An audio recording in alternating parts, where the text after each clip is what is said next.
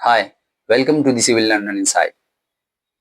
हमने series start की topic wise PYQ with conceptual clarity, क्योंकि आपको ये भी पता चलना चाहिए आपको प्रिपरेशन करनी कैसे है, उसके लिए डायरेक्शन कहाँ से मिलती है, पीवाईक्यू से।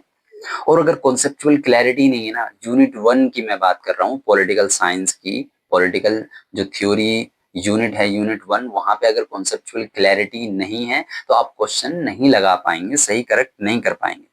तो हमने पिछली क्लास में, लास्ट क्लास में हमने लिबर्टी एंड लिबरलिज्म को कवर किया था विद पीवाईक्यू। जितने भी पीवाईक्यू आए हैं, एक दो मिस हो सकते हैं, लेकिन मोस्टली मैंने वहां पे इंक्लूड कर दिए हैं और कॉन्सेप्चुअल क्लैरिटी के साथ में आपको क्वेश्चन सोल्व करके वहीं पे बताए थे। आज हम स्टार्ट करने वाले कंजर्वेटिज्म से। ओके, तो देखो यहाँ पे ना, जैसे 7 तो ये कॉन्सेप्ट हो गए और 8 पॉलिटिकल ट्रेडिशंस, या फिर आप बोल लीजिए आइडियोलॉजीज, और एक पॉलिटिकल थ्योरी, खुद पॉलिटिकल थ्योरी से भी क्वेश्चन आए तो यहाँ पे 16 एक तरीके से हम बोल सकते हैं टॉपिक हैं। उसमें से आप एक्सपेक्ट कर सकते हैं कि 9 to 10 क्वेश्चन आते हैं, कभी कभी उससे कम, कभी कभी ज्यादा भी आ जाते हैं। ओके, तो हम सबसे पहले इसकी कॉन्सेप्चुअल क्लैरिटी लेंगे, फिर उसके बाद हम पीवाईक्यू देखेंगे जो इससे क्वेश्चंस बनते हैं। इससे एक आदि जैसे सबसे ऐसे नहीं, सबसे क्वेश्चन बनता है पूरे में। अगर 16 टॉपिक हैं, अगर सबसे एक एक बनाएंगे टॉपिक से तो 16 क्वेश्चन हो गए। लेकिन 16 क्वेश्चन तो नहीं आते हैं, 100 क्वेश्चन होते हैं। 100 में से 10 तो रिजर्व होते हैं पैसेज बेस्ड, और बाकी बचे 90। अगर इक्वल भी रखेंगे तब भी 9 क्वेश्चन हो गए। लेकिन वो इक्वल तो नहीं रखते हैं सब यूनिट का वेटेज, वो किसी यूनिट से कम, किसी यूनिट से ज्यादा, फिर भी 10 मान के चल सकते हैं, या फिर उससे कम, इस तरह। तो हर टॉपिक से नहीं, कभी कभी कंजर्वेटिज्म से आ जाता है, कभी कभी नहीं आता है। लेकिन जितने भी आते हैं ना, वो मोस्टली रेयरली कभी बुक से आते हैं, वो अंडरस्टैंडिंग बेस्ड होते हैं। मैं भी आपको दिखाऊंगा। सबसे पहले कॉन्सेप्चुअल क्लैरिटी लेते हैं। जैसा कि हमने लिबरलिज्म को देखा था, कि उसका थोड़ा सा बैकग्राउंड हमने देखा था कि लिबरलिज्म आया क्यों। एब्सोल्यूट मोनार्की थी, फ्यूडलिज्म था, उसके अगेंस्ट में, उसको अपोज करने के लिए वो आया था। वो डेवलप हो चुकी थी कब, 17 लेट 17 सेंचुरी में, 1689 में। जो लोग टू ट्रीटीज ऑफ गवर्नमेंट निकालते हैं, उस टाइम पे वो डेवलप हो जाती है आइडियोलॉजी। वो इंडिविजुअलिज्म, इंडिविजुअल पे ज्यादा फोकस करते हैं। वो कहते हैं कि individual has liberty, has reason, वो अपने डिसीजन खुद ले सकता है, तो वो इंडिविजुअल पे बहुत ज्यादा फोकस करते हैं। तो ये कब डेवलप हुई? देखो, बैकग्राउंड लेना क्यों जरूरी है? अंडरस्टैंडिंग के लिए। क्योंकि कभी कभी क्वेश्चंस बन जाते हैं, जैसे कि इस बार जून में जो एग्जाम आया था ना, एग्जाम हुआ था, तो उसमें क्वेश्चन पूछ लिया था, जो बड़े बड़े वर्ल्ड लेवल पे जो रेवोल्यूशन हुए हैं, जैसे कि फॉर एग्जांपल अमेरिकन रेवोल्यूशन या रशियन रेवोल्यूशन, टूलिप रेवोल्यूशन, इस तरह के जो बड़े बड़े रेवोल्यूशन हुआ, उनको लिख दिया और बोल दिया क्रोनोलॉजी में लगाओ। सच में क्रोनोलॉजी वाला बहुत ज्यादा डिस्टर्ब करता है, लेकिन हाँ, अब करता है तो अब प्रिपेयर प्रिपेयर तो करना पड़ेगा, प्रिपरेशन तो करनी पड़ेगी। तो इसी तरह हो सकता है आपके इससे पूछ लें, फ्रेंच रेवोल्यूशन से। फ्रेंच रेवोल्यूशन की तो कुछ डेट आपको याद भी रखनी पड़ती है, 1789, मेजर मेजर रेवोल्यूशन जो होते हैं। तो ये लेट 18 सेंचुरी में आया और अर्ली 19 सेंचुरी में एक तरीके से डेवलप हो गया है। लेकिन ये आया क्यों? उस टाइम पे इसने किसको अपोज किया? लिबरलिज्म। क्योंकि लिबरलिज्म इंडिविजुअल पे ज्यादा फोकस कर रहा था, और इंडिविजुअल को जब लिबर्टी दी कि इंडिविजुअल हैज रीजन, वो अपने डिसीजन खुद ले सकता है, फैमिली या फिर ट्रेडिशन या फिर अथॉरिटी को भी उसने रिस्ट्रिक्ट करना स्टार्ट कर दिया। तो उन्होंने देखा कि यार, इंडिविजुअल तो अपने अपने लिए सोच रहा है, वो सोसाइटी में क्या हो रहा है, स्टेबिलिटी आ रही है, इंस्टेबिलिटी आ रही है, स्टेबिलिटी को वो हनन हो रहा है। तो वो इंडिविजुअल पे ज्यादा फोकस करते हैं। तो अब ये जो कंजर्वेटिज्म थे, इन्होंने इसको अपोज करना स्टार्ट कर दिया। इससे तो सोसाइटी में क्या हो जाएगी, इंस्टेबिलिटी क्रिएट हो जाएगी। फिर वो एग्जाम्पल देते हैं कि फ्रेंच रेवोल्यूशन जब हुआ 1789 में, वो किस नाम पे हुआ था? डेमोक्रेसी के नाम पे और नेशनलिज्म के नाम पे। तो उन्होंने क्या किया था फ्रेंच रेवोल्यूशन में, कि सबसे पहले कि इंडिविजुअल हैज रीजन, जैसे जॉन लॉक ने बोला था। तो उन्होंने कहा कि ठीक है, चलो, वहां पे उन्होंने उस नाम पे कि इंडिविजुअल हैज रीजन, वो अपने डिसीजन खुद ले सकता है। तो उन्होंने सोसाइटी, ऐसी कंट्री क्रिएट करना चाहिए। तो उन्होंने, वो रेवोल्यूशनरीज जो थे, उन्होंने रेवोल्यूशन किया। फ्रेंच रेवोल्यूशन हुआ 1789 में। उसके बाद में वहां से जो मोनार्की थी, चर्च था, और वहां का जो ट्रेडिशन था, उसको खत्म कर दिया। उसका नतीजा क्या निकला? उससे इंस्टेबिलिटी आई। सबसे पहले तो वहां पे इंस्टेबिलिटी आई, और वहां पे ब्लड रेवोल्यूशन हुआ, यानी कि रेन ऑफ टेरर। तो इतनी सारी चीजें हुई वहां पे। और फिर उसका लास्ट में नतीजा क्या निकला? नतीजा क्या निकला? नेपोलियन जो बोनापार्ट थे वहां पे डिक्टेटर बन के बैठ गए। तो यही बोलते हैं कि फ्रेंच रेवोल्यूशन, देखो इसका एग्जाम्पल है, लाइव एग्जाम्पल है, ये देख के कहते हैं कि देखो हिस्ट्री में से एग्जाम्पल हो चुका है कि जैसे बोलते हैं कि इंडिविजुअल हैज रीजन, इंडिविजुअल के पास कोई रीजन वीजन नहीं है, इस तरह वो अपने डिसीजन खुद नहीं ले सकता। वो कहते हैं कि individual is selfish, greedy and वो बोलते हैं वायलेंट इन नेचर, क्योंकि वो होप्स का सहारा लेते हैं। होप्स बोलते हैं ना, जब वो अपनी वो थ्योरी देते हैं सोशल कॉन्ट्रैक्ट थ्योरी, तो उसमें ह्यूमन का नेचर कैसे बताती है कि selfish, greedy and violent in nature. तो वो उसी का सहारा लेके, होब्स कंजर्वेटिव नहीं है बट वो उसका सहारा लेते हैं। देखो होब्स ने भी बोला था, तो ह्यूमन क्या है, सेल्फिश है। अगर वो पावर में आ जाएगा ना तो वो अपने पास पावर रखना चाहेगा। तो जिस तरह नेपोलियन बोनापार्ट ने किया था, हुआ तो डेमोक्रेसी के नाम पे वो आए थे, लेकिन वो खुद ही डिक्टेटर बन के बैठ गए। तो खुद डिक्टेटर बन के बैठ गए, तो इसका पता क्या चला कि ह्यूमंस आर सेल्फिश, वो अपने पास पावर रखना चाहते हैं। तो कंजर्वेटिव कहते हैं कि देखो ह्यूमन जो है ना सेल्फिश होते हैं। तो अगर जो टाइम टेस्टेड है, फॉर एग्जांपल जो मोनार्की चली भी आ रही है, तो वो वहां पे भी इंसान है, वो भी सेल्फिश है, और जो आम जनता है वो भी सेल्फिश है। तो बेटर कौन डिसीजन ले सकता है? जो जिसके पास एक्सपीरियंस ज्यादा है डिसीजन लेने का। तो जो टाइम टेस्टेड है, इतने दिनों से डिसीजन लेते चले हुए आ रहे हैं, तो वो ज्यादा अच्छे से डिसीजन ले पाएंगे। इसलिए उसी में थोड़ा बहुत चेंज करके, ग्रेजुअल चेंज की बात करते हैं, तो उसी में थोड़ा बहुत रिफॉर्म किया जाए। और बाकी इसको ये किसको अपोज करते हैं? रेवोल्यूशन को। जो रेडिकल चेंज होते हैं उसको वो अपोज करते हैं। अभी हम देखेंगे, अभी सिर्फ बैकग्राउंड से मैं समझा रहा हूँ, यहाँ से क्वेश्चन नहीं बनेगा, बट हाँ इस तरह बैकग्राउंड समझ में आता है ना, तो वहां से जब क्वेश्चन सॉल्व करते हैं तो थोड़ी बहुत हेल्प मिल जाती है। फॉर एग्जाम्पल फ्रेंच रेवोल्यूशन हुआ था, तो उसके मैंने बताया आपको फ्रेंच रेवोल्यूशन। अभी सोशलिज्म पे बाद में आएंगे, क्योंकि ये खुद बाद में आइडियोलॉजी, उससे पहले तो यही डेवलप हो चुकी थी अर्ली 19th सेंचुरी, उसी के साथ साथ एक्चुअली ये बोल सकते हैं पैरेलल में थी। तो फिर जब फ्रेंच रेवोल्यूशन हुआ, फिर उसके बाद नेपोलियन बोनापार्ट वहां पे डिक्टेटर बनकर बैठ गए। तो फिर 1915 में नेपोलियन बोनापार्ट को हरा दिया जाता है। यूरोप उस टाइम पे, यूरोप डिफरेंट डिफरेंट कंट्री, छोटे छोटे पार्ट में डिवाइड था। तो नेपोलियन बोनापार्ट ने नेशनलिज्म के नाम पे उन सबको अपने अंडर में लेना स्टार्ट कर दिया कि हम वहां पे डेमोक्रेसी लेकर आएंगे। उसका मतलब ये था, और वो डिक्टेटर बन के बैठ गया था। फिर जब वाटरलू की बैटल में उसको हरा दिया जाता है, तो एक मीटिंग होती है ऑस्ट्रिया, वियना ऑस्ट्रिया में। और तो उस मीटिंग का नाम है कांग्रेस ऑफ वियना 1815 में। तो वो कहते हैं कि नहीं, अगर फ्रेंच में स्टेबिलिटी लानी है ना, तो जो बोरबोन जो डायनेस्टी थी उसको दोबारा बिठाना पड़ेगा। फ्रेंच रेवोल्यूशन से पहले जो वहां पे रूल कर रही थी डायनेस्टी, उसी को दोबारा वहां पे बिठा दो, मोनार्की वापस ले आओ।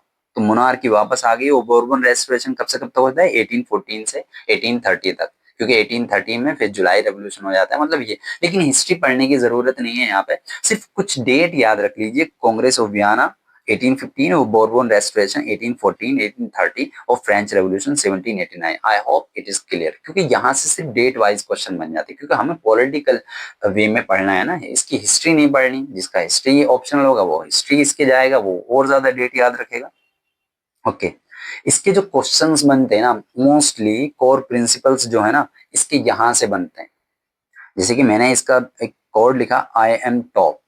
आई से ह्यूमन इम्परफेक्शन, ए से अथॉरिटी, टी से ट्रेडिशन, ओ से ऑर्गेनिक सोसाइटी, पी से प्राइवेट प्रॉपर्टी, और पी से प्रैग्मेटिक। अभी हम देखेंगे एक एक करके। तो इस तरह जब हम एसोसिएटिव या कुछ हम इस तरह पैटर्न से बना लेते हैं ना याद, तो उससे याद रखना इजी रहता है थोड़ा सा कुछ। हाँ, तो अब हम देखते हैं कि सबसे पहले कुछ पॉइंट है। देखो मैंने पॉइंट वाइज लिख दिया है यहाँ पे, for example 1 2 3 I am top. इसको हम समझाते हैं।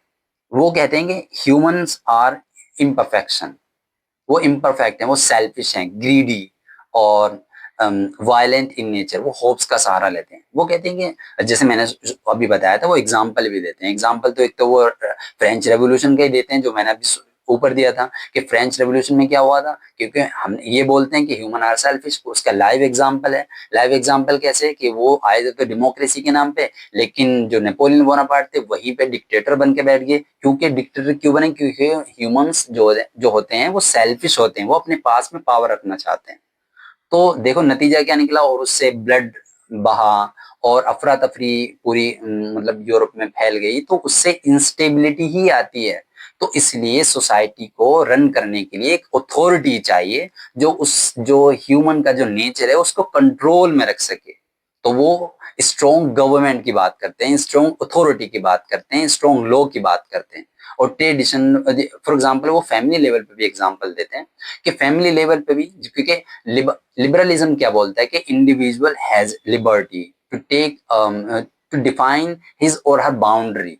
तो वो कहते हैं कि नहीं, इंडिविजुअल को अगर छोड़ दिया जाए ना, कि फॉर एग्जांपल यंग पीपल अगर उनको छोड़ दिया जाए कि अपने डिसीजन खुद लो, तो वो एडिक्ट हो सकते हैं बुरी चीजों के चीजों में, लत में पड़ सकते हैं, क्योंकि ये एज ही ऐसी होती है 20 तक।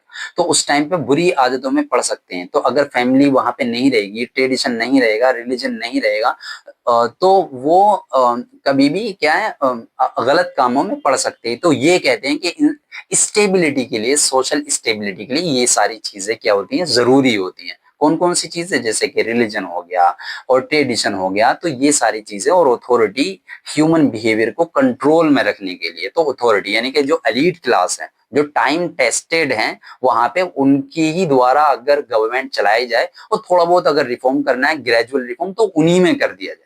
जैसे मैंने शुरू में बताया था ना कि वो बोलते हैं कि ह्यूमन आर इम्परफेक्ट, और अगर कोई उनसे सवाल करे कि इम्परफेक्ट है तो जो रूल कर रहे हैं वो भी तो इम्परफेक्ट हुआ ना, वो कहते हैं हाँ, लेकिन उनके पास एक्सपीरियंस ज्यादा है, इतने दिनों से वो रूल करते हुए चले हुए आ रहे हैं। तो ये बताओ बेटर डिसीजन कौन ले सकता है, वो ही ले सकते हैं ना जिसके पास ज्यादा एक्सपीरियंस है। तो अगर उनमें कुछ कमियां हैं तो ग्रेजुअल रिफॉर्म के द्वारा उनको दूर किया जा सकता है। तो ये बोलते हैं ह्यूमन आर इम्परफेक्ट। ओके, इतना समझ में आया। फिर ये हायरार्की एंड अथॉरिटी में बिलीव रखते हैं, क्योंकि जैसे कि ह्यूमन आर इम्परफेक्ट और वो अपने डिसीजन खुद नहीं ले सकते, तो उनके लिए अथॉरिटी की जरूरत पड़ेगी, और हायरार्की वहां पे होना चाहिए, क्योंकि सोशल ऑर्डर अगर बना के रखना है तो वो उस टाइम पे किस में बिलीव रखते थे कि ह्यूमंस जो है ना, नेचुरली वो इनइक्वालिटी में बिलीव रखते थे कि female are male are supreme more than female, इस तरह की कुछ उनके आइडियोलॉजीज थी, या कोई रिलीजन, पर्टिकुलर रिलीजन ज्यादा सुपीरियर है दूसरे रिलीजन के मुकाबले में, तो इस तरह उनकी आइडियोलॉजीज थी। और अगर इसको वहां पे स्टेबिलिटी बना के रखनी है तो इन सब में बिलीव रखना पड़ेगा, इन सबको संभाल के रखना पड़ेगा। अगर इसमें चेंज करना भी है तो ग्रेजुअल चेंज करना पड़ेगा। ये रेवोल्यूशन की बात नहीं करते, ये रेडिकल चेंज की बात नहीं करते, इससे सोसाइटी में और क्या आएगी, इंस्टेबिलिटी ज्यादा आएगी। ये कहते हैं कि नेचुरल इनइक्वालिटी एग्जिस्ट। कौन, ये कंजर्वेटिव। ये कहते हैं authority and obedience essential for order. अगर ऑर्डर सोसाइटी में ऑर्डर बना के रखना है तो अथॉरिटी, स्ट्रॉन्ग अथॉरिटी। जो एलीट क्लास है, एलीट का मतलब मालदार लोग जिनके पास प्रॉपर्टी ये सब है, तो उसको एलीट बोल देते हैं तो इंग्लिश में। तो हाँ, तो उनको उनकी जरूरत है किसको, ऑर्डर बनाने के लिए, ऑर्डर बना के रखने के लिए। तो ये ह्यूमन इम्परफेक्शन और हायरार्की एंड अथॉरिटी 2 पॉइंट हो गए। ये ट्रेडिशन में बिलीव रखते हैं कि ओल्ड इज गोल्ड, जो पुरानी टेस्टेड, जो हमारी, जैसे फॉर एग्जांपल वो बोलते हैं एडमंड बर्ग, क्या बोलते हैं कि established institutions are time tested so should be preserved. जो फैमिली, ट्रेडिशन, जो मोनार्की, ये टाइम टेस्टेड है, इनके पास में एक्सपीरियंस है, तो इन्हीं में कुछ रिफॉर्म करके क्या कर सकते हैं हम, इसको बेटर बना सकते हैं। कि हम अगर स्क्रैच से कोई चीज स्टार्ट करना चाहेंगे ना, तो वही हाल हो जाएगा जिस तरह फ्रेंच रेवोल्यूशन में हुआ था, दोबारा कोई ना कोई डिक्टेटर बन के बैठ जाएगा, नेपोलियन बोनापार्ट जैसे बन के बैठ गया था। और वो बुक भी लिखते हैं फिर इसके ऊपर, फ्रेंच रेवोल्यूशन के ऊपर। वो बोलते हैं कि रिफ्लेक्शंस, हाँ वो बोलते हैं, जैसे इनकी बुक है reflections on the revolution in France, वो बुक लिखते हैं, उसमें वो कहते हैं कि देखो लाइव एग्जांपल है इसका, कि ह्यूमन जो होते हैं ना, इम्परफेक्ट होते हैं, वो सेल्फिश होते हैं, ग्रीडी होते हैं, और वायलेंट इन नेचर होते हैं। अगर उनके पास में किसी तरीके से पावर आ गई तो वो देना नहीं चाहेंगे दूसरे को, तो वो उसका एग्जाम्पल देते हैं, उसको जस्टिफाई भी करते हैं एग्जाम्पल के थ्रू। फ्रेंच रेवोल्यूशन में देखो ये हुआ था। तो वो ट्रेडिशन में बिलीव रखते हैं कि ओल्ड इज गोल्ड। एक तरीके से आप इसको इतना याद रख सकते हैं, 3 पॉइंट हो गए। ऑर्गेनिक सोसाइटी में बिलीव रखते हैं। ऑर्गेनिक सोसाइटी क्या है, वो कहते हैं कि जिस तरह, जैसे हम अपने आप को ही समझ सकते हैं, जिस तरह फिंगर ये बॉडी का पार्ट है, और ये हैंड, ये मतलब हैंड वगैरह ये बॉडी के पार्ट हैं, लेग बॉडी का पार्ट है, सर बॉडी का पार्ट है।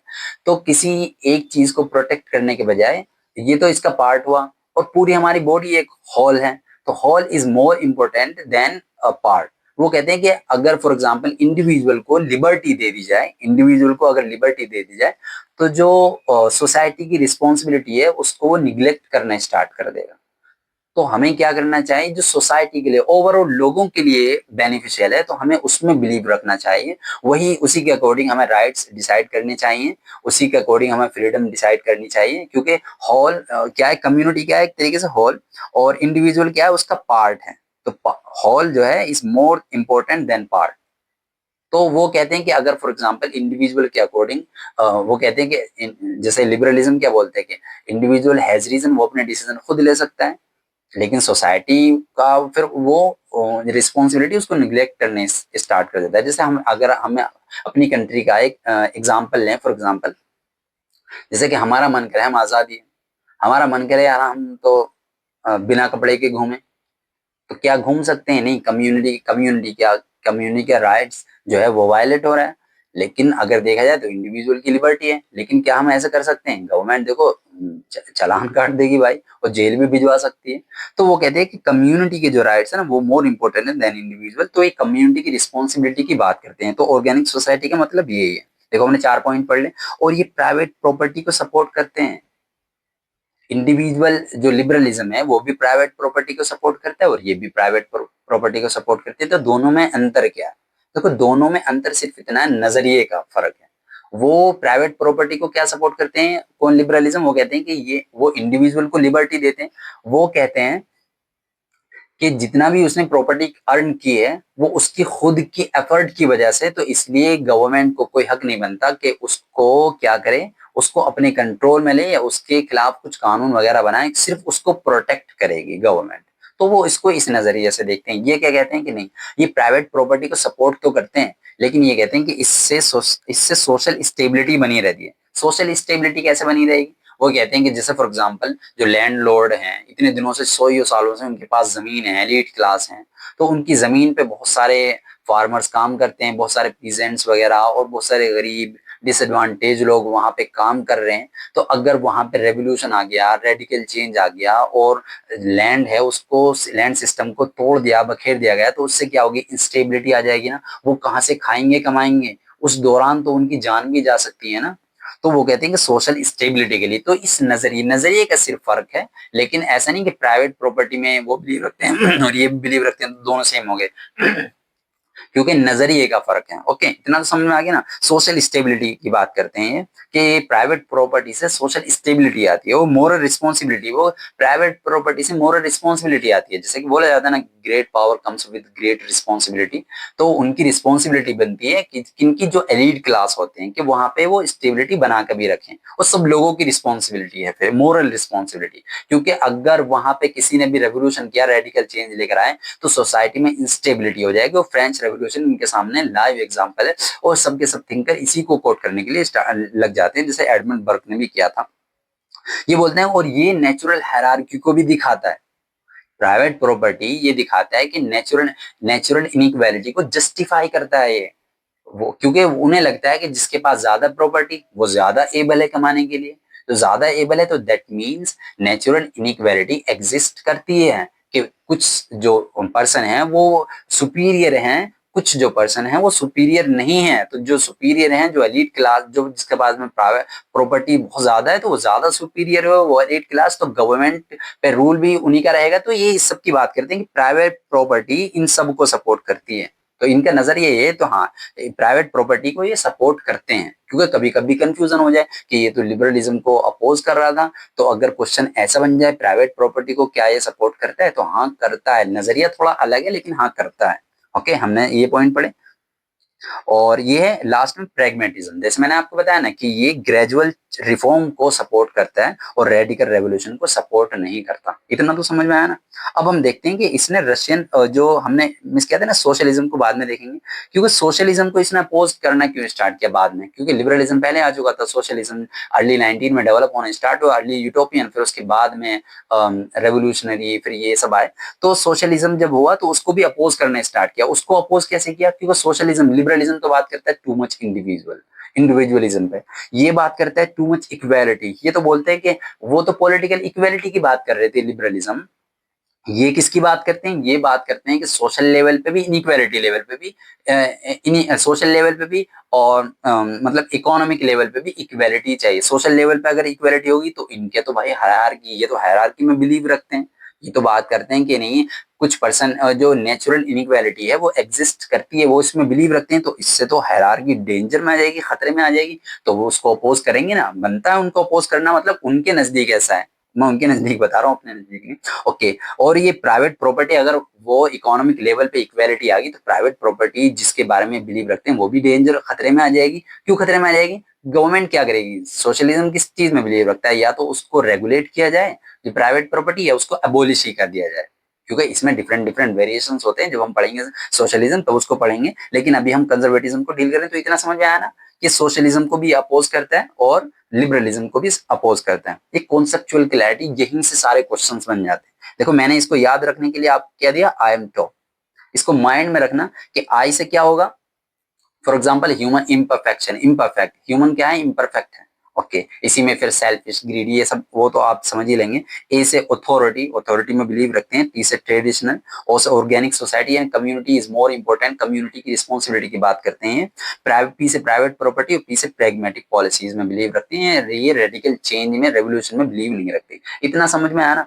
अब इसके बुक से, थिंकर से भी, बुक से बहुत ही रेयरली कभी क्वेश्चन आते हैं, लेकिन उसके जो थिंकर है ना कभी कभी उनसे आ जाता है कि ये कौन सा बिलोंग करता है, ये कंजर्वेटिज्म से कौन सा थिंकर बिलोंग करता है। वहां पे कुछ लिबरलिज्म के भी डाल देंगे, कुछ सोशलिज्म के भी डाल देंगे, कुछ इनके भी डाल देंगे, तो आपको वहां पे बताना पड़ेगा। तो या तो आप इसको पढ़ लीजिए बहुत अच्छे से, तब आपके माइंड में रहेगा, या एसोसिएट थ्योरी लगा के, जैसे मैंने पिछली क्लास में बताया था, आप उसको माइंड में रखिए। फॉर एग्जाम्पल जैसे कि डिफरेंट डिफरेंट है, इससे कभी क्वेश्चंस आज मतलब आते ही नहीं है। जैसे कि इसके डिफरेंट डिफरेंट वेरिएशन है, जैसे ट्रेडिशनल कंजर्वेटिज्म है, ऑथोरिटेरियन कंजर्वेटिज्म है, न्यू राइट थ्योरी है, न्यू कंजर्वेटिज्म है। तो इस तरह और भी बहुत सारे हैं, लेकिन उसमें से कभी क्वेश्चंस नहीं बनते, वो आप समझ सकते हैं। ऑथोरिटेरियन कंजर्वेटिज्म, अथॉरिटी को वहां पे स्टेबलाइज करने की वो बात करते हैं। ओके ट्रेडिशनल मतलब ट्रेडिशन को कंजर्व रखने की बात करते हैं, प्रिजर्व रखने की बात करते हैं। तो इसमें जो थिंकर है ना वो थोड़ा बहुत इंपॉर्टेंट हो जाता है। जैसे एडवर्ड बर्ग, इसको फादर, ये फादर हैं कंजर्वेटिज्म के, मॉडर्न कंजर्वेटिज्म के फादर हैं। तो ये बुक लिखते हैं reflections on the revolution in France. Okay ये इंपॉर्टेंट हो जाते हैं बर्ग। आप बर्ग से देख सकते हैं कि ये क्या है, कंजर्वेटिव। जैसे बुर्का, कुछ लोग बोलते हैं कि बुर्का जो है वो एक तरीके से कंजर्वेटिव को दिखाता है, कंजर्वेटिव माइंड को दिखाता है। तो इस तरह आप याद रख सकते हैं। और इसी तरह फॉर एग्जाम्पल आप कैसे याद रखेंगे, जैसे फॉर एग्जांपल माइकल ऑक्सफोर्ड, उनकी एक बुक है रैशनलिज्म इन पॉलिटिक्स। यहाँ से बहुत ही इनकी बुक से कभी क्वेश्चन आएंगे, लेकिन आप चाहे तो लिख भी सकते हैं, क्योंकि फेमस फेमस बुक्स है। क्योंकि बुक्स के लिए यूनिट 2 एंड यूनिट 3 पहले से रिजर्व है, उन्होंने कर रखा है एक तरीके से। उनसे वो कॉन्सेप्चुअल पूछते ही नहीं है, बहुत रेयरली पूछेंगे उनसे, वो बुक से ही पूछ लेते हैं मोस्टली। माइकल ऑक्सफोर्ड तो वो शॉर्ट को कैसे याद रख सकते हैं, फॉर एग्जांपल कंजर्वेटिव कैसे कहेंगे, अगर लव मैरिज की तो भाई शूट कर देंगे। तो इस तरह आप ना एसोसिएट करके याद रख सकते हैं। इसी तरह फिर रसेल क्रिक, तो आप क्रिक से मतलब कुछ करके याद रख सकते हैं, इसी तरह एसोसिएट थ्योरी लगा के। ये इनकी बुक है कंजर्वेटिव माइंड। हाँ अथॉरिटेरियन कंजर्वेटिज्म में जोसेफ डी मैस्टर ये आ जाते हैं, ये भी कंसीडरेशंस ऑन फ्रांस ये बुक लिखते हैं।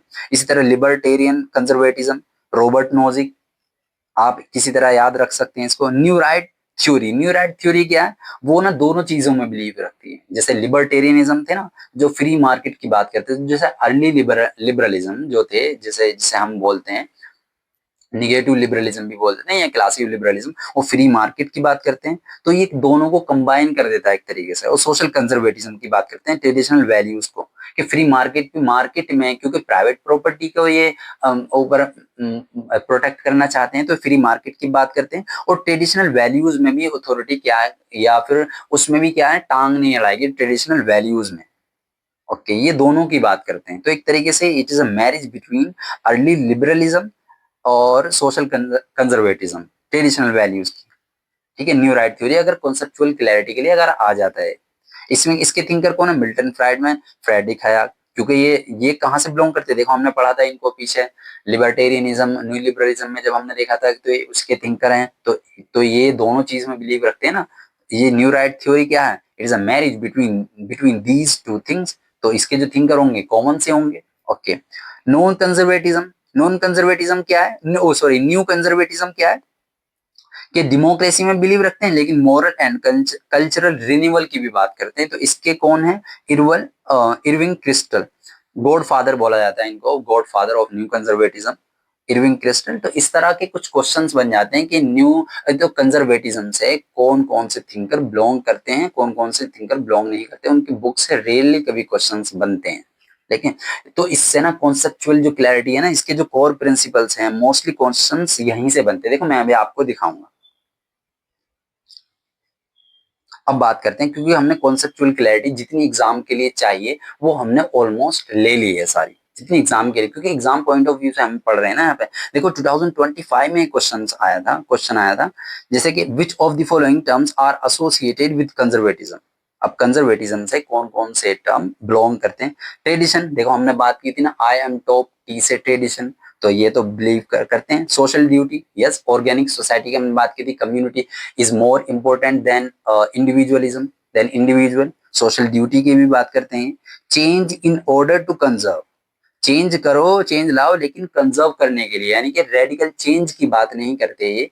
किसकी बात करते हैं ये ग्रेजुअल चेंज की बात करते हैं। हमने बताया था ना, पी से प्रैग्मेटिक सोसाइटी, प्रैग्मेटिक चेंज की ये बात करते हैं, प्रैग्मेटिक पॉलिसी। तो चेंज इन ऑर्डर, देखो जब कॉन्सेप्चुअल क्लैरिटी आती है ना तभी इनकी मीनिंग समझ में आती है। वरना तो लगेगा अगर चेंज का वर्ड देखा तुमने तो शायद ये सोच सकते हो कि ये तो चेंज में बिलीव ही नहीं करते भाई, ये तो अपोज हो जाएगा। नहीं, वो चेंज में बिलीव करते हैं बट ग्रेजुअल चेंज में बिलीव करते हैं। तो change in order to conserve, yes ये बिलीव करते हैं इसमें।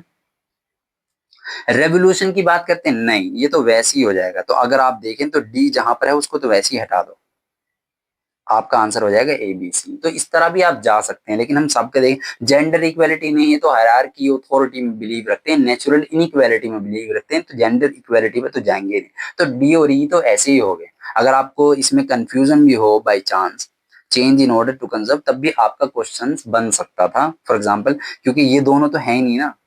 तो डी और ई हटा दो तो आपका आंसर बना ये। ओके, और देखो ये क्वेश्चन आज से पहले भी देखो रिपीट होते हैं। 2025 में ये क्वेश्चन अभी जो जून में हुआ था उसमें था ये, और 2021 में भी इससे रिलेटेड ऐसा ही कुछ क्वेश्चन आया था, बस वर्डिंग चेंज कर दी। देखो 2021 में आया था, 2025 में रिपीट हो गया। तो क्या है, रिपीट में कॉन्सेप्चुअल क्लैरिटी के ना रिपीट भी हो जाते हैं। What are the central beliefs of conservatism? For example tradition, yes हमने बोला था ट्रेडिशन है। Hierarchy and authority, yes I am top हमने याद किया था।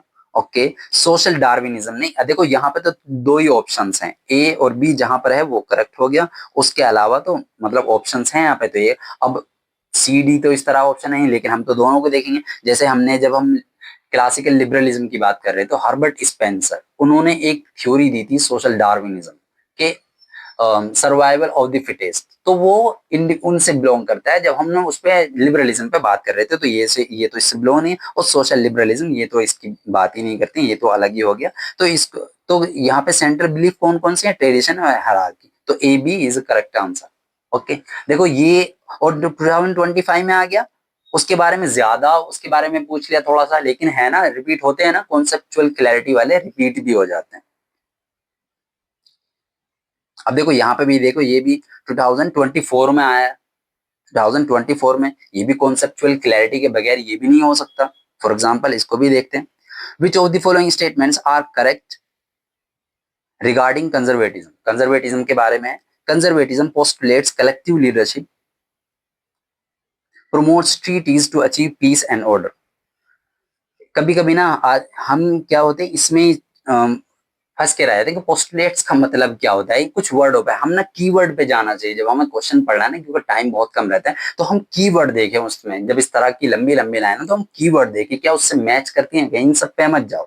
पोस्टुलेट्स का मतलब होता है वो क्लेम करते हैं कि हाँ ऐसा, तो इसका मतलब ये समझ जाया करो अगर कुछ, क्योंकि इसकी अगर हिंदी देखने के लिए जाओगे ना, अगर हिंदी नहीं आती तो हिंदी और ज्यादा टफ होती है। तो आपने इसके कीवर्ड, कलेक्टिव लीडरशिप की बात करते हैं, नहीं वो तो हायरार्की की बात करते हैं, वो कलेक्टिव डिसीजन, जैसे फॉर एग्जांपल कोई भी काउंसिल बनी, वो बात करेंगे कि सब बैठ के डिसीजन लेंगे, इक्वालिटी में बिलीव करेंगे, नहीं ना। तो सबसे पहले इसको तो निगलेक्ट कर दो, कलेक्टिव लीडरशिप की तो वो बात ही नहीं करते, वो तो हायरार्की की बात करते हैं, अथॉरिटी की बात करते हैं। Promotes treaties to achieve peace and order, इसके बारे में बात नहीं करते। Sympathises with free market ideologies, greater emphasis on nationalism and authority of the state. Yes देखो इसमें keyword authority of state, yes इसकी बात करते हैं। फ्री मार्केट की बात करते हैं, यस प्राइवेट प्रॉपर्टी की बात करते हैं, जिससे जैसे हमने कुछ आइडियोलॉजीज के बारे में बात करा था ना, जैसे कि फॉर एग्जांपल जब मैं बात करा था उसके बारे में कि एक तो होते हैं लिबरलिज्म और अर्ली लिबरलिज्म थे, और एक तो होते हैं सोशल ट्रेडिशन को सोशल कंजर्वेटिज्म, दोनों की मैरिज हमने क्या दिया, उसका नाम क्या दिया था, न्यू राइट थ्योरी। तो बिलीव करते हैं ना इसमें फ्री मार्केट में, यस करते हैं। और नेशनलिज्म की बात करते हैं, अगर ये वर्ड भी नहीं पता है नेशनलिज्म, वो नेशनलिज्म में बिलीव रखते हैं, नेशनलिज्म के नाम पे उन्होंने ये सब किया था। तो नेशनलिज्म में बिलीव करते हैं, तो इसमें और भी कीवर्ड हैं जैसे authority of state, free market ideologies, yes ये इसमें बिलीव रखते हैं। अब देखो इसी से अगर आप करना चाहें तो फॉर एग्जांपल ए जहां पर है उसको तो हटा ही दो, तो आपके तो ये एलिमिनेट होगा, और बी बी तो इसमें ही है, तो सिर्फ ये आंसर हो गया, क्योंकि सी तो दो मन कॉमन है, सी तो वैसे ही है, लेकिन बी को हमने देख लिया कि हाँ बी को, तो यहीं से क्वेश्चन आगे बढ़ जाओ। तो इस तरह आपका टाइम भी सेव हो जाएगा, लेकिन हम तो यहाँ पे सॉल्व कर रहे हैं तो उसके सारे देखेंगे। फॉर एग्जाम्पल अ डिस्पोजिशन और an attitude of mind placing their faith in pragmatism, tradition and history. देखो यहाँ पे कीवर्ड इस पे मत जाया करो, जैसे डिस्पोजिशन, इसको हालांकि उन्होंने एक्सप्लेन भी कर दिया, और एन एटीट्यूड ऑफ माइंड, जो हमारे सोचने का जो नजरिया होता है, माइंड होता है, जो हमारा एटीट्यूड होता है, तो इन कीवर्ड में जाया करो। जब इस तरह की लंबी लंबी लाइन हो ना, तो आप ना कीवर्ड में जाया करो, जैसे pragmatism, ट्रेडिशन, हिस्ट्री, उसमें बिलीव रखते हैं, तो सी भी है, तो बी सी तो है। अभी क्वेश्चन सॉल्व हो गया कि ये है और ये वाला तो नहीं है। ओके, अब देखते हैं डी क्या कह रहा है, provides a model for change, model for change, ये तो वैसे भी रेडिकल चेंज की बात नहीं करते, तो मॉडल कैसे बनेगा। Improve freedom of thought, freedom of thought की कैसे बात करते हैं, ये तो कहते हैं नेचुरल इनइक्वालिटी, तो फ्रीडम की कहाँ बात करते हैं, ये तो बिल्कुल ही जो कीवर्ड है ना उससे आप सॉल्व कर सकते हैं। And take steps to improve happiness of masses, नहीं इसकी बात नहीं करते। ई क्या, कंजर्वेटिज्म, बिलीव इन इक्वालिटी, ये तो नेचुरल इनइक्वालिटी, ये वैसे ही हटा दो। ओके, देखो यहाँ पे ए और डी और ई ये तो बिल्कुल ही नहीं है, और बी और सी है, आपका राइट आंसर हो गया ये। तो देखो इस तरह अगर कॉन्सेप्चुअल क्लैरिटी आपको रहेगी तो आप इजीली उसको सॉल्व कर सकते हैं। फिर यहाँ पे देखो उन्होंने बोला था कि who among the following is not, देखो यहाँ पे नोट पूछा है, क्योंकि कभी कभी हमें इस पे भी कंफ्यूजन नजर नहीं जाती है, तो नोट को सबसे पहले देख लिया करो कि नोट पूछा है या फिर पॉजिटिव वे में पूछा है, यस पूछा है। नोट अ की फिगर ऑफ कंजर्वेटिज्म, देखो हमने जब बात कर रहे थे पॉजिटिव लिबरलिज्म में, तो उसमें हमने कुछ थिंकर याद किए थे, कुछ एसोसिएट करके, तो हमने बोला था कि ग्रीन, ग्रीन क्या पॉजिटिविटी को दिखाता है, तो ये तो इसका नहीं है, नो पूछा ना, ये तो इसका नहीं है, तो ये आंसर हो जाएगा। बाकी अगर नहीं भी पता है तो इसी तरह ना कभी कभी एसोसिएट करके जब आप याद करते हैं ना, तो वो और में भी हेल्पफुल हो जाते हैं। जैसे कई सारे ये दे देंगे इसके कंजर्वेटिज्म के थिंकर, कुछ डाल देंगे निगेटिव लिबरलिज्म के, कुछ डाल देंगे पॉजिटिव के, कुछ डाल देंगे मार्क्सिज्म के, तो इस तरह दे देंगे वो। जैसे एडमंड बर्ग, जैसे मैंने बोला था बर्ग बुर्का, इस तरह कुछ याद कर लो। Okay short short, yes conservatism से। जैसे हयाक, अगर आपने याद भी नहीं किया लेकिन फिर भी न्यू राइट थ्योरी है ना, न्यू लिबरल कंजर्वेटिज्म है ना, तो इस तरह बहुत सारे हैं, तो उसमें ये इसी से बिलोंग करते हैं। लेकिन ये इससे बिलोंग नहीं करता, तो यहाँ पे नोट में आंसर पूछा तो आपका ये क्या हो जाएगा, ये वाला करेक्ट हो जाएगा। एक एक अगर वो क्वेश्चन बनाएंगे तो 16 हो जाएंगे, तो 16 से तो नहीं, 16 क्वेश्चन तो नहीं आते हैं ऑलमोस्ट, कभी 8 कभी 6, कभी कभी तो वो कम ही पूछ लेते हैं इससे पॉलिटिकल थ्योरी से, क्योंकि ये सेकंड यूनिट से कुछ मैच करता है, क्योंकि जैसे सोशलिज्म मार्क्सिज्म यहाँ पे भी पढ़ते हैं, और मार्क्सिज्म फिर वहां पे कार्ल मार्क्स कम वहां पे भी पढ़ते हैं, तो एक दूसरे से लैप करते हैं एक दूसरे। जैसे हम वहां पे पढ़ेंगे जॉन रोल्स और जस्टिस, यहाँ पे भी पढ़ेंगे, उनका भी यहाँ पे पढ़ेंगे, तो अब ये एक दूसरे से ना कभी कभी मैच भी करते, तो इन दोनों को मिला के, यूनिट को मिला के ऑलमोस्ट आप मान सकते हैं कि 15 टू 16 क्वेश्चंस आ जाते हैं यहाँ से। तो आप अलग अलग टॉपिक की मैं बात कर रहा हूँ, उसके पी वाई क्यू यहाँ पे डाल रहा हूँ, जितने मुझे मिले हैं और मैंने कोशिश की है ज्यादा से ज्यादा पी वाई क्यू यहाँ पे डालूं। तो हमने इसको कंप्लीट कर लिया। आज क्या कर लिया हमने यहाँ पे, लिबरलिज्म एंड लिबर्टी तो पहले हमने कंप्लीट कर चुके थे, आज हमने कंजर्वेटिज्म को कंप्लीट कर लिया। अब सोशलिज्म एंड मार्क्सिज्म को डील करेंगे, फिर उसके बाद में इन सब आइडियोलॉजीज को डील करेंगे। ओके, चलिए आज के लिए बस इतना ही। और अगर आपको वीडियोस अच्छी लगे तो लाइक कीजिए, सब्सक्राइब कीजिए और सबसे अच्छा फीडबैक दीजिए, ताकि मैं आपको और क्या क्वालिटी चाहिए इसमें, अगर आपको चाहिए कि मैं नोट्स प्रोवाइड कराऊं या फिर और कुछ ऐड कराना चाहते हैं या फिर जल्दी इसको जल्दी कंप्लीट कराना चाहते हैं, मैं दूसरे यूनिट पर भी जाऊं, तो आप मुझे फीडबैक दीजिए। आई ट्राई माई बेस्ट इंशाल्लाह। ओके, आज के लिए बस इतना ही। थैंक्स।